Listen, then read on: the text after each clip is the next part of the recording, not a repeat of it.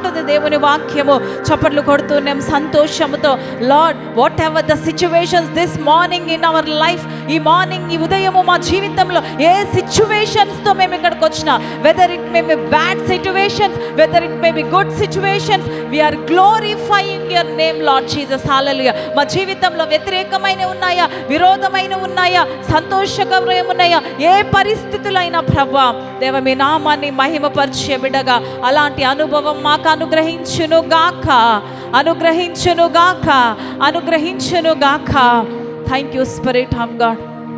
ఈ యొక్క ఉదయకాల సమయన ప్రభా మా జీవితంలో నాయన ఆయాసకరంగా, అభ్యంతరకరంగా, విరోధంగా నాయన ఎవరినైనా మేము తీర్పు తీర్చినట్లయితే తండ్రి, ఎవరికైనా మేము నెగిటివ్గా ఉన్నట్లయితే ప్రభా, ఎవరినైనా మేము బాధ పెట్టినట్లయితే మన ఆశీర్వాదం ఇంకా రావట్లేదు, మన ప్రార్థనలకు ఇంకా జవాబు రావట్లేదు. కారణం మొట్టమొదటిగా మనం ఎవరినైనా తీర్పు తీరుస్తున్నామేమో, ఎవరి గురించి అయినా మనం నెగిటివ్గా మాట్లాడుతున్నామేమో, ఎవరి గురించి అయినా మరి వ్యతిరేకంగా, ఆయాసంగా మనం మాట్లాడుతున్నామేమో. మన ప్రార్థనకు జవాబు రాకపోవడానికి మొదటి కారణం ఇదే. రెండవ కారణము, మనం ప్రార్థనలు చేస్తున్నాం, ఇంకా జవాబు రావట్లేదు. మరి ఈరోజు దేవుడు అంటున్నాడు, వెయిట్, ఆలస్యమైనా కూడా ఘనమైనది మీకు ఇస్తానని దేవుడు మాట్లాడుతున్నాడు. ప్రియ దేవుని బిడ్డలారా, ఈ రెండిట్లో మన జీవితంలో మరి ఎక్కడ మనం ఆగిపోయినామో ఒకసారి మనం పరీక్షించుకొని మన ప్రార్థనలు దేవునికి చేరే విధంగా, మన ఆరాధన దేవునికి చేరే విధంగా, మన ఆత్మీయ జీవితం దేవునికి కనెక్ట్ అయ్యే విధంగా, సంఘ క్రమంలో కూడా దేవునికి ఎక్కువగా మనం కనెక్ట్ అయ్యే విధంగా దేవుడు మనకి సహాయము చేయునుగాక.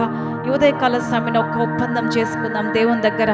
దేవా, ఇంకెవ్వరికి మేము తీర్పు తీర్చమయ్యా, తీర్పు తీర్చుట నా పని అని దేవుని వాక్యం సెలవిస్తుంది. కాబట్టి దేవ, మా హృదయంలో నాయన ఆయాసమైనది, అభ్యంతరకరమైనది, విరోధమైనది, వ్యతిరేకమైనది, మిమ్మల్ని బాధ పెట్టే విషయాలు మా జీవితంలో ఉన్నట్లయితే, మేము ఎవరినైనా బాధ పెట్టినట్లయితే అయ్యా, బలిపీఠము దగ్గర నుంచి వాటన్నిటిని కూడా తొలగించుకొని మీ రక్తంలో కడిగి పారద్రోలి ప్రవ్వా, మా జీవితాలను మీకు సరెండర్ చేస్తున్నాం, మా జీవితాలను మీకు డెడికేట్ చేస్తున్నాం, మా జీవితాలను మీకు సాక్రిఫైస్ చేస్తున్నామని ఒకసారి బిగ్గరగా ప్రార్థన చేద్దాం. అందరం కూడా మన హృదయాలు తెరుచుకుని ఉదయకాల సమయం ఈ రిపెంటెన్స్ ఎంపవర్మెంట్ సండే సర్వీస్, ఇది మనకి అధికారముతో మనం ప్రార్థన చేద్దాం.